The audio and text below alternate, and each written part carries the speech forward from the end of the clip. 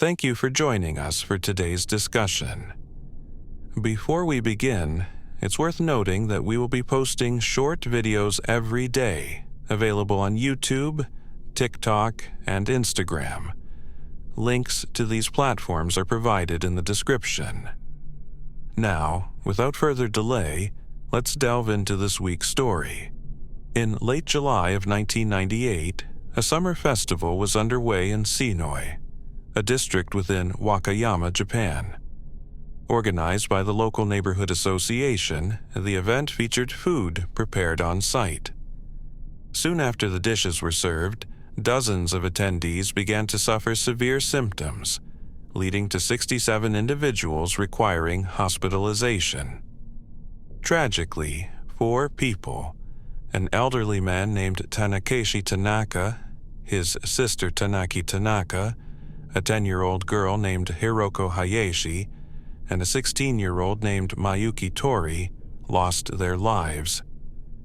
Everyone who fell ill had eaten the same curry dish, with some experiencing sudden violent symptoms within minutes. Investigators collected the 3 large pots from which the curry had been served. Testing revealed the presence of arsenic. The amount found was around 100 grams, enough to kill approximately 500 people. It emerged that around 20 women who worked on preparing the curry throughout the day might have been involved in the contamination. Attention quickly focused on a woman named Masumi Hayashi, aged 37, who wasn't related to the young girl who died. Masumi was a homemaker and mother of 4. A teenage girl reported seeing Masumi alone, tending to the 3 pots of curry shortly before the outbreak began. Further investigation revealed that Masumi's husband, Kenji Hayashi, had previously used arsenic in his work as a termite exterminator. The couple kept some of the poison at home. Experts testified that the arsenic found in their residence closely resembled the kind used in the poisoned curry. Additionally, several individuals connected to Masumi had a history of arsenic poisoning, raising suspicions. In February of 1997, Kenji had become severely ill after eating a meal prepared by Masumi, who had secretly taken out a life insurance policy worth nearly $1 million on him. Kenji survived, but the incident cast suspicion. Later that year, the Hayashi family hosted a lodger who fell ill. Masumi subsequently claimed insurance money for his medical treatment. In March of the same year, an acquaintance of Masumi's also fell ill, and she had taken out another life insurance policy on him. Between October 1993 and the end of 1997, the couple engaged in multiple insurance fraud schemes, exaggerating injuries to claim over $1 million in total. On October 4th, 1998, 3 months after the poisoning, the Hayashi couple was arrested for insurance fraud. 2 months later, Masumi was additionally charged with murder and attempted murder in connection with the food poisoning. By October of 2000, Kenji admitted guilt in the insurance cases and received a 6-year prison sentence. Masumi's trial commenced in May of 1999. She admitted to exaggerating injuries for insurance purposes but denied poisoning anyone. Her lawyer emphasized that there was no direct evidence tying her to the poisoning, while the prosecution conceded the absence of conclusive proof. Nevertheless, they relied on circumstantial evidence to establish Masumi's guilt. This included the testimony of a teenage girl who saw Masumi lurking near the cooking pots before the curry was served. Additionally, the arsenic discovered in the curry closely resembled the arsenic found in her home. The defense contended that there was no motive for Masumi to poison her neighbors, arguing that initial suspicions about her holding life insurance policies on festival attendees lacked supporting evidence. Instead, the prosecution claimed she had arrived late on the day of the festival to help prepare the food, but arrived after everything was finished. Feeling snubbed by her neighbor's cold reception, Masumi reportedly became angry and, in retaliation, poisoned the curry. Her lawyer argued that this motive was weak and unsubstantiated. In Japan, murder cases are often lengthy and complex. Masumi's trial lasted over 3 years and 6 months. Ultimately, she was convicted and sentenced to death, with the Supreme Court upholding her sentence in 2009. Her family is now seeking a new trial, convinced of her innocence. Currently, 8 women are on Japan's death row. The last woman executed was 56-year-old Yonko Yoshida in March of 2016, who murdered 2 men to claim their life insurance payouts. Human rights groups criticize Japan's death penalty system as cruel, noting that condemned inmates are not informed of their execution date in advance. Instead, they are told mere hours before, waking each morning uncertain whether it will be their last day alive. At the time of this account, Masumi Hayashi, aged 63, remains on death row. Moving to a different case, in 1975, the Robertson family of Greenwood, Indiana, experienced a tragic New Year's Eve. The family, comprising 45-year-old Charles and 41-year-old Carol with their 4 children, 7-year-old Michael, 6-year-old Dale, 5-year-old Gary, and 4-year-old Rita, spent the evening quietly at home, retiring before midnight. Around 10:38 in the evening, a fire erupted within the house. The live-in babysitter, 18-year-old Sarah White, known as Cindy, managed to escape, though neighbors had to restrain her from re-entering the burning residence. Sadly, all 6 family members perished from carbon monoxide poisoning. Initial investigations suggested an electrical fire. The blaze started near the family's Christmas tree, likely ignited by faulty lights. Cindy White reported to police that she had been sleeping on the couch and was awakened by the flames. She attempted to rouse the family and evacuate the children, believing she was behind them after climbing out of a window. The police discovered that the Christmas tree was on fire due to a flammable object rather than spontaneous combustion. Instead of igniting, the tree simply melted. Investigators found no other potential sources of the blaze within the house, but signs of accelerants, such as gasoline or lighter fluid, appeared at the point where the fire originated. Such evidence drew police attention to Charles Bollock and Cindy White, especially after they uncovered revealing photographs of White posed nude.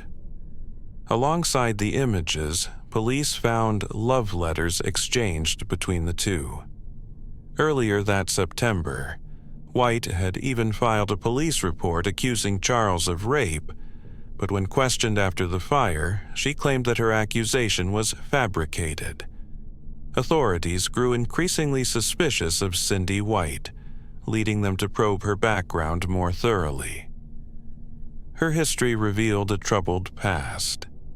During her teenage years, she was sexually abused by several individuals, including her father, which contributed to significant emotional and mental health issues.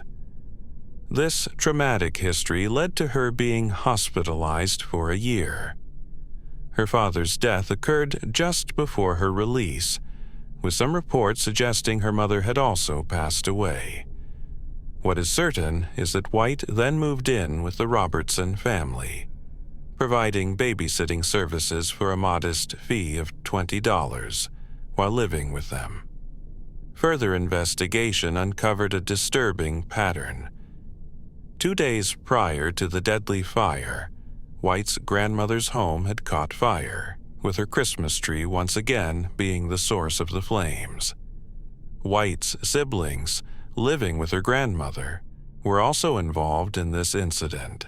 Just hours before the Robertson house burned, White had called her sister-in-law, inquiring if her siblings had received new clothes following the holiday fire.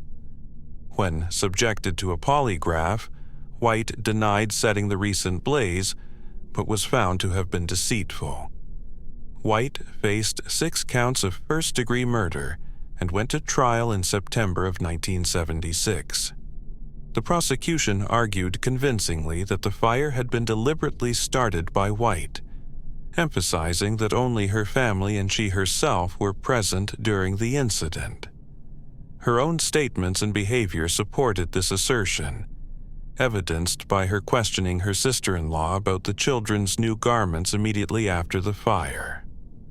They also suggested a motive rooted in jealousy, claiming White and Charles Bollock were involved romantically, and that her rage over his suspected infidelity drove her to set the house ablaze. During her defense, White testified denying any involvement in the fire. Nevertheless, the jury deliberated for only 3 hours before returning a guilty verdict. At 90 years old, Cindy White was convicted on all counts and sentenced to 6 concurrent life sentences. Throughout the years, she maintained her innocence, but in a hearing in 1987, she confessed to starting the fire, explaining her actions as a desperate attempt to escape repeated emotional and physical abuse at the hands of the Robertsons, as well as her own partner, Charles Bollock. She admitted she had rolled up newspaper, set it ablaze near the Christmas tree, with the misguided hope that awakening Charles and Carol would enable her to rescue the children from the burning house. White's plea for mercy was denied. Throughout her lengthy imprisonment, she demonstrated exemplary behavior, earning her GED and a college degree while behind bars. Now, at the age of 67, White has spent nearly half a century incarcerated, making her the longest-serving woman in Indiana. She is currently confined at the Indiana Women's Prison in Indianapolis. Judy Kirby was born in 1968 in Indianapolis and was the youngest of 9 siblings. She married at the tender age of 15, and over the following decade, bore 5 children. After her marriage ended, she began dating her ex-husband's uncle, with whom she had 3 more children, and also gained custody of her 2 nephews. Overall, Judy was responsible for 10 children, 8 her own and 2 nieces and nephews. On March 25, 2000, which marked her nephew Jeremy Young's 10th birthday, Judy loaded her 3 children, 12-year-old Jordan, 9-year-old Joni, and 5-year-old Jacob, into her 1989 Pontiac Firebird. Their plan was to visit Toys R Us for a birthday gift, but tragedy struck before they arrived.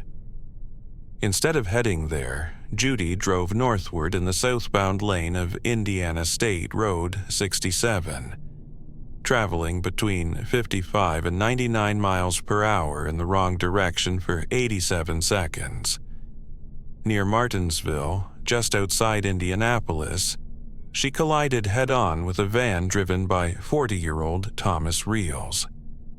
Accompanying Thomas were his 2 children, Jessica, aged 14, and Bradley, aged 13, along with their friend Richard Miller, also 14.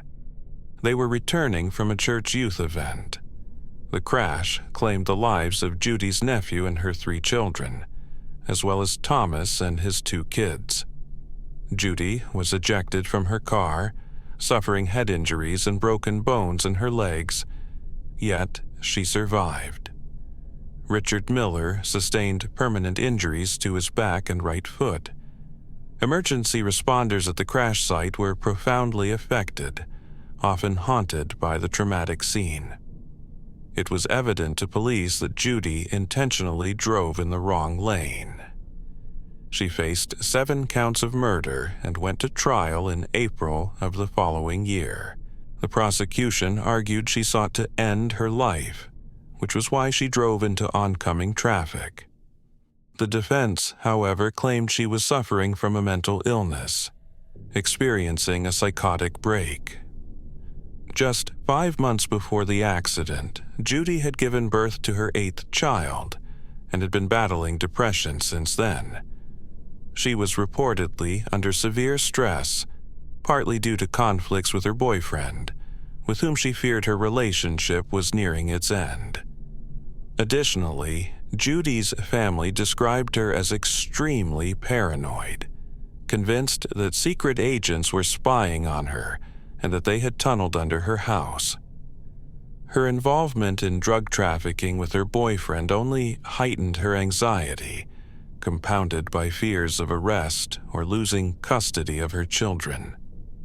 Ahead of the deadly crash on March 2, 2000, Judy had become suspicious, tearing holes in her home's walls searching for hidden surveillance devices. About 3 weeks prior, she checked herself into a hospital due to mental health struggles, intending to stay 3 days. However, she discharged herself after a few days, despite medical advice emphasizing the need for close monitoring. On the day of the accident, Judy acted strangely.